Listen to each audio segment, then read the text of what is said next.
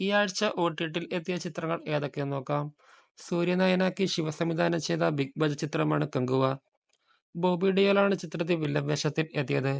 വൻ പ്രതീക്ഷയോടെ എത്തിയ ചിത്രത്തിന്റെ തിയേറ്ററുകളിൽ വലിയ മുന്നേറ്റം നടത്താനായില്ല. ഇപ്പോഴത്തെ ചിത്രം OTT സ്ട്രീമിംഗിന് ഒരുങ്ങുകയാണ്. ആമസോൺ പ്രൈമിലൂടെ ഡിസംബർ 8 മുതൽ ചിത്രം സ്ട്രീമിംഗ് ആരംഭിക്കും. ആലിയ ഭട്ട് മുഖ്യവേഷത്തിലെത്തിയ ആക്ഷൻ ത്രില്ലർ ചിത്രമാണ് ജിഗ്ര. വിദേശത്ത് ജയിലിലാവുന്ന സഹോദരനെ രക്ഷിക്കാനായി ഇറങ്ങിപ്പുറപ്പെടുന്ന സഹോദരിയുടെ കഥയാണ് ചിത്രത്തിൽ പറയുന്നത്.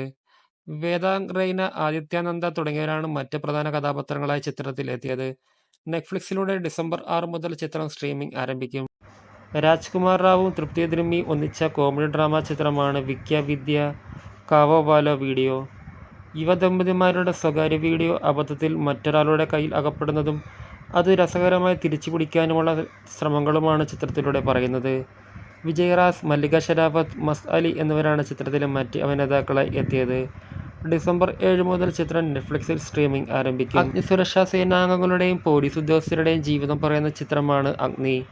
പ്രദീപ് ഗാന്ധി, ദിവ്യേന്ദു ശർമ്മ, ജിതേന്ദ്ര ജോഷി തുടങ്ങിയവരാണ് പ്രധാന വേഷത്തിലെത്തിയത്. ആമസോൺ പ്രൈം വീഡിയോയിലൂടെ ചിത്രം ഡിസംബർ 6 മുതൽ സ്ട്രീമിംഗ് ആരംഭിക്കും.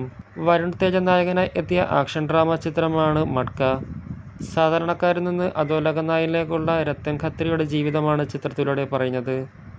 മീനാക്ഷി ചൗധരി, നോറ ഫത്തേറി, നവീൻ ചന്ദ്ര തുടങ്ങിയവരാണ് മുഖ്യവേഷത്തിലെത്തിയത്. ആമസോൺ പ്രൈമിലൂടെ ചിത്രം സ്ട്രീമിംഗ് ആരംഭിച്ചു.